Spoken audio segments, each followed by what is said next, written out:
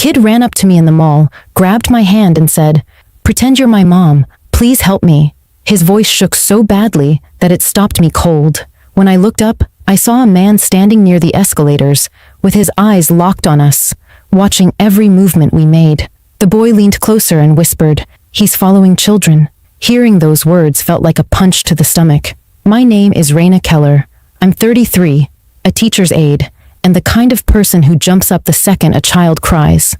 My mom, Dana, raised me to protect kids the same way she did as a teacher for 30 years. My brother Seth is a firefighter, and he never lets me forget how fast a situation can turn dangerous. I had no idea that when that child grabbed my hand, one choice I made would end up saving 12 kids. I was at the mall that afternoon to buy a birthday present for my niece, Rowan. I was in a good mood, thinking about the smile she'd have when she opened her gift. The mall was busy with families, teenagers, and weekend shoppers. Nothing unusual or alarming. I walked past the toy store and pulled out my phone to text my mom about dinner plans. Everything felt normal, calm, and familiar. As I moved toward the next store, I felt a small hand latch onto mine. I looked down expecting a child who had wandered away from their parent. Instead, I saw a boy with wide, frightened eyes staring up at me. His face was pale, and his breathing was tight. He gripped my hand with so much strength that it surprised me. Before I could even ask his name, he whispered, "Pretend you're my mom." His voice cracked like he was holding back tears. I knelt slightly and asked, "Are you hurt? Where are your parents?" He stepped closer and whispered again, this time faster and shakier, "He's following children. Please don't let him take me." My heart jumped. I turned my head slowly and scanned the area. That was when I saw him. A tall man in his 40s stood about 20 feet away, pretending to scroll on his phone, but his eyes never left the boy. His stare was cold and fixed, like he was waiting for an opening. The boy trembled beside me, and I felt a wave of protective instinct rush through me.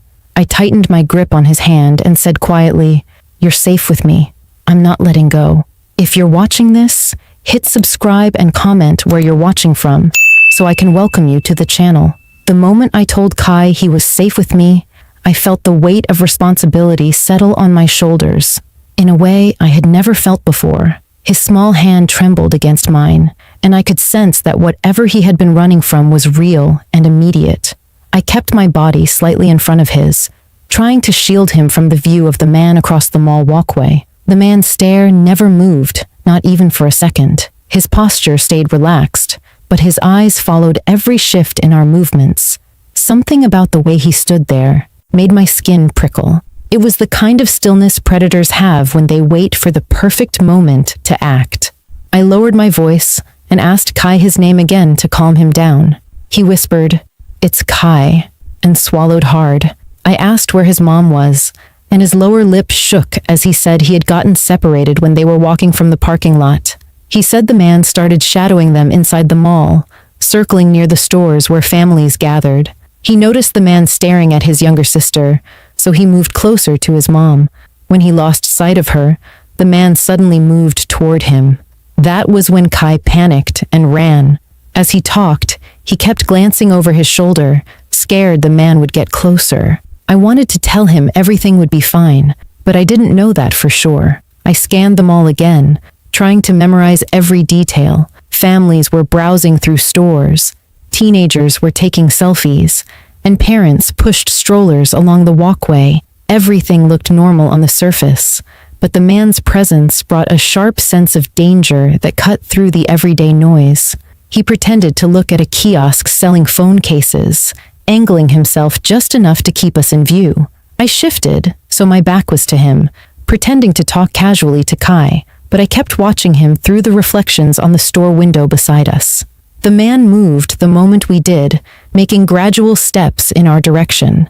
My heart pounded harder as I realized this was not a random misunderstanding. I needed to think fast. I tightened my grip on Kai's hand and said, "Stay with me. We're going to look for your mom together." My voice sounded steady, but inside I was terrified. I reached into my purse and pretended to check my messages, but instead I pulled up my camera and pointed it discreetly toward the man. I hit record just in case something happened. When I lifted my head again, he was closer, only about 10 steps away now. He kept his expression neutral, but there was something unsettling about the way he watched Kai. I moved toward the nearest store entrance, pushing aside a display rack to make space for both of us. The man slowed as we stepped inside, but stayed near the doorway, pretending to read a poster. Kai clung to my arm so tightly that it almost hurt, and I knew he was on the edge of panic. I whispered, "I'm not leaving you. I promise." I guided him deeper into the store and pretended to browse while giving us distance from the front. The store was crowded enough that someone watching from outside might lose track of us for a moment. I used that small window of safety to speak quietly to Kai. I asked if the man said anything to him. Kai nodded and said the man tried asking him if he was alone. He told Kai he had something to show him outside the mall. Hearing that made anger rise through the fear. This man had been hunting for an opportunity, and Kai had been 1 second away from being pulled outside before I ran into him. I knew I could not stay hidden long. The man would start looking inside stores once he realized we were no longer visible. I peeked toward the front just in time to see him walk past the entrance, scanning inside with slow, deliberate movements. He was circling, searching, calculating. My next steps had to be fast and smart. I pulled Kai behind a rack of jackets, knelt down to his level, and looked him in the eyes. "We're finding help right now," I told him. "You did the right thing running to me. You're not alone anymore." His eyes filled with tears, but he nodded bravely. The weight of the moment pressed down on me. I was no longer dealing with a scared child at the mall. I was dealing with a man who had been studying kids and waiting for the perfect opportunity, and he was not done yet. I stood, held Kai close, and stepped back out into the mall walkway, ready to face whatever came next. When I stepped back into the mall walkway with Kai gripping my arm, I knew hiding was no longer enough. The man was still somewhere close, and every second we waited gave him another chance to close the distance between us. My heart raced as I scanned the crowds, looking for the safest direction to move. I tried to keep my voice calm when I told Kai, "We're going to find help. Stay right beside me." He nodded quickly and pressed himself against me, his small steps working to match mine. I guided him toward the center of the mall where the foot traffic was heavier. The more people around us, the less chance the man had to approach without being seen. As we walked, I pulled out my phone and opened the mall's website, scrolling until I found the customer service number. My hands were shaking as I pressed call. When someone answered, I lowered my voice and said, "I have a child with me who is being followed.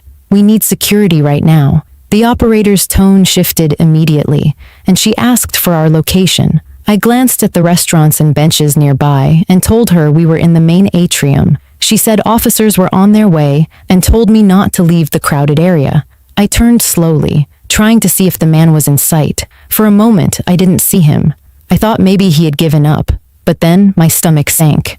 On the second level, near the railing, he stood watching us. He leaned over the edge as if trying to hear something, studying the path we were taking with a cold, focused expression. I felt Kai's grip tighten as he followed my gaze. The man started walking toward the escalator with steady confidence, clearly intent on coming back down to our level. I needed to act before he got close again. I turned to Kai and said, "We are moving toward the family lounge. Security is meeting us there." It was the direction the operator had recommended, and I trusted her judgment. Kai stayed glued to my side as we moved through the crowd. Every so often he whispered, "Is he still coming?" I told him not to look, that I would handle it, but I checked constantly, watching for any sign of him. I saw him reach the bottom of the escalator and look around with slow, careful movements. He was trying to track us by behavior, not clothing, which meant he was experienced. My fear sharpened into determination. We quickened our steps, passing a group of teenagers near the smoothie stand, and that was when Kai pointed toward the arcade entrance across the hall. "He talked to a girl over there earlier," he said quietly.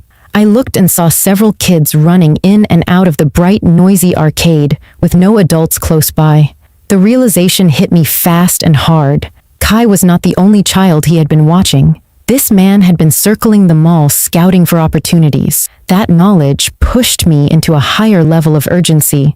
I pulled Kai close and said, "Don't stop for anything.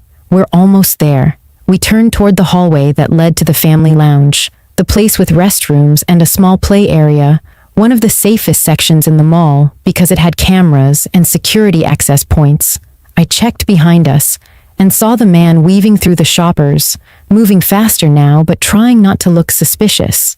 A woman with a stroller crossed in front of him, forcing him to slow down, and I took that chance to create more distance.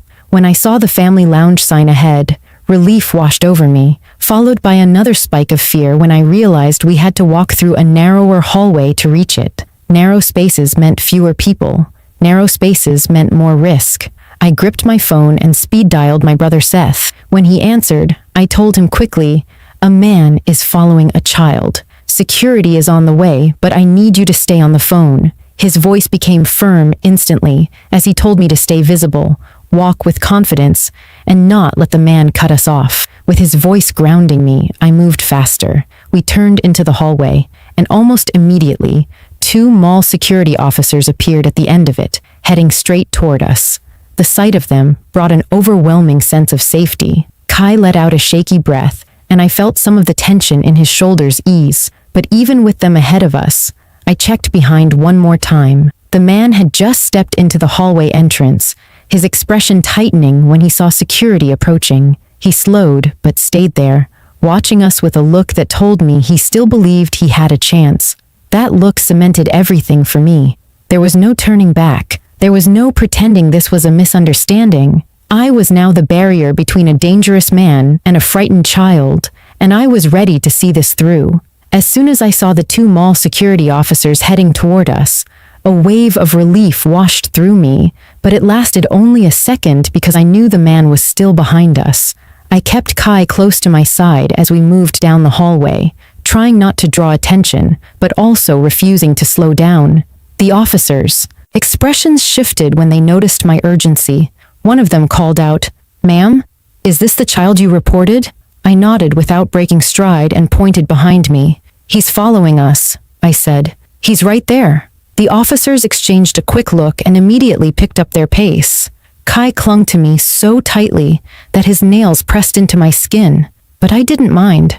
I pulled him in front of me and said, "Stay with the officers. Don't look back." The man hesitated at the entrance of the hallway like he was calculating his next move. He paused for only a moment, but it felt like an entire minute as I watched him decide whether to continue forward or disappear into the crowd. His body stiffened. Then he stepped forward again with a quiet confidence that terrified me. The officers called out for him to stop. He ignored them, pretending he hadn't heard. One officer repeated the command louder and moved toward him. That was when the man tried to turn away. He shifted his shoulder and angled his body as if he planned to slip back into the mall walkway. The officers reacted instantly. They broke into a run, reaching him before he could escape. One grabbed his wrist while the other blocked his path. The man tensed but didn't fully resist at first, acting confused like he had no idea why they were approaching him. He said something about being lost, but his voice carried a false calm that chilled me. Kai pressed himself against the younger officer who had walked up to us, burying his face into her side. The officer comforted him, but she kept her eyes locked on the situation happening a few feet away. The man tried to pull his arm free, saying he hadn't done anything wrong. His tone sharpened when he realized they were not accepting his excuses. He shifted again, this time in a way that made both officers tighten their hold. One of them told him, "We have received multiple reports about your behavior today. You need to step to the side and answer our questions." Instead of complying, he twisted quickly, as if he were about to sprint. The hall filled with the sound of a struggle as both officers forced him against the wall. He dropped a black backpack in the process, and it hit the floor with a heavy thud. That thud made me flinch because I knew whatever was inside was not something innocent. A crowd began to gather at the end of the hallway, parents pulling their children closer, teenagers filming from a distance, adults whispering in confusion as they watched the officers wrestle the man into cuffs. Once he was restrained, one officer stepped back and grabbed the backpack. He opened it carefully while the other officer kept the man pinned against the wall. When the zipper finally slid open, I watched the officer's face change. He reached inside and pulled out a bundle of small toys that looked like they were meant to gain trust quickly. stickers, little trinkets, things you hand to a child to make them follow you without question. Beneath those items were several folded papers. The officer unfolded one and froze. Then he handed it to the other officer.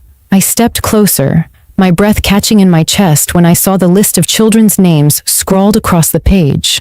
Each name had a description beside it: age, hair color, clothing. At the bottom was a line that made my knees weaken.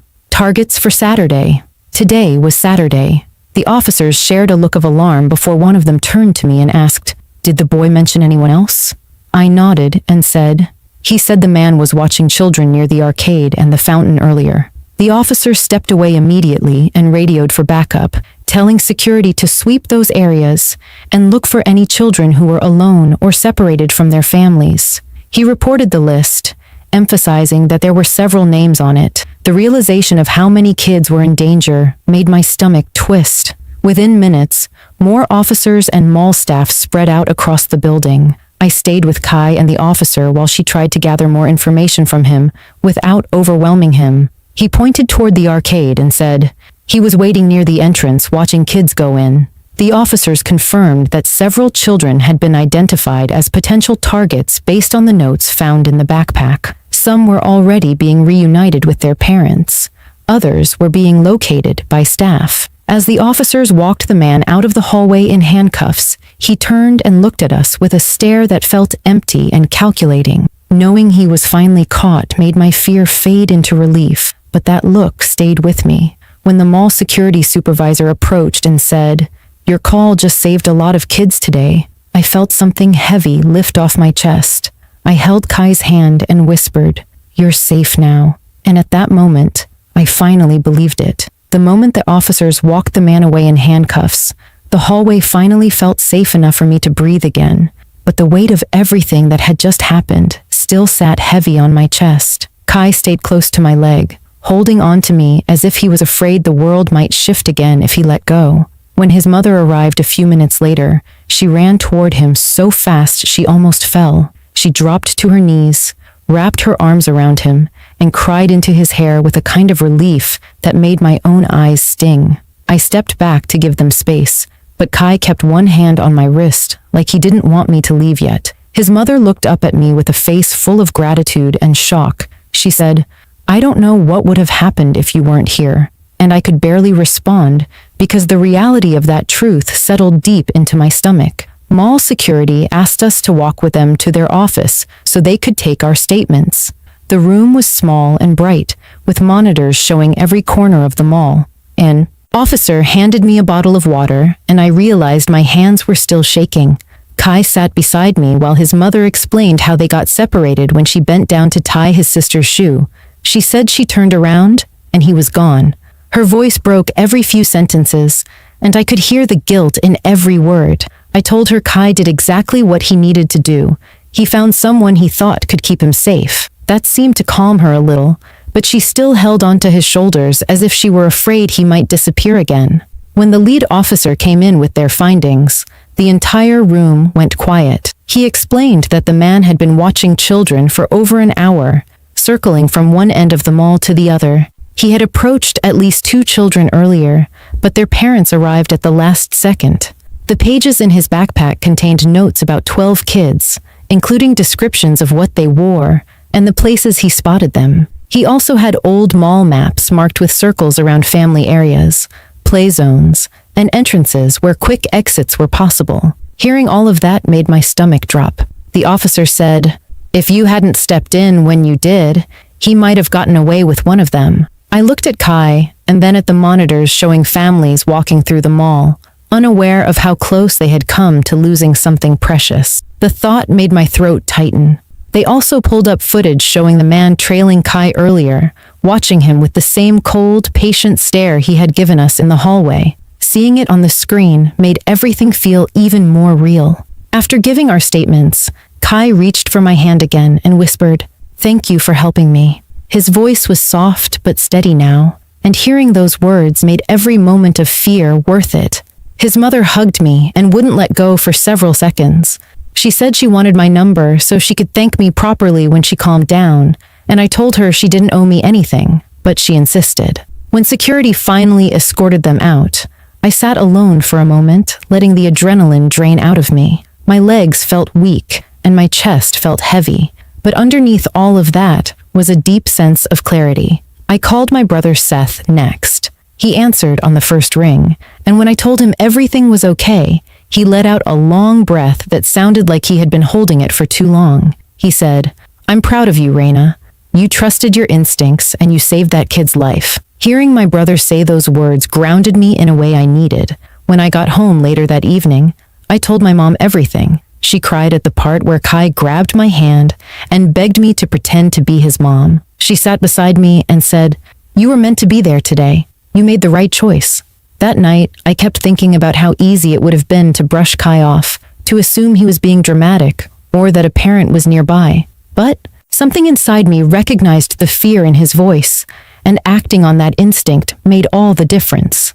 I learned that danger does not always announce itself with loud alarms. Sometimes it walks in plain sight, wearing a calm expression and blending into a crowd. And sometimes the smallest decision can change the course of more than one life. I still check crowds differently now and pay closer attention to the children around me, not out of fear, but because I now understand how much it matters to see what others overlook. And even if no one ever knows what happened that day, I know the truth. One small act kept 12 children safe, and that is something I will carry for the rest of my life. If you made it to the end of this story, make sure to subscribe to the channel and tell me in the comments where you are watching from, so I can greet you personally.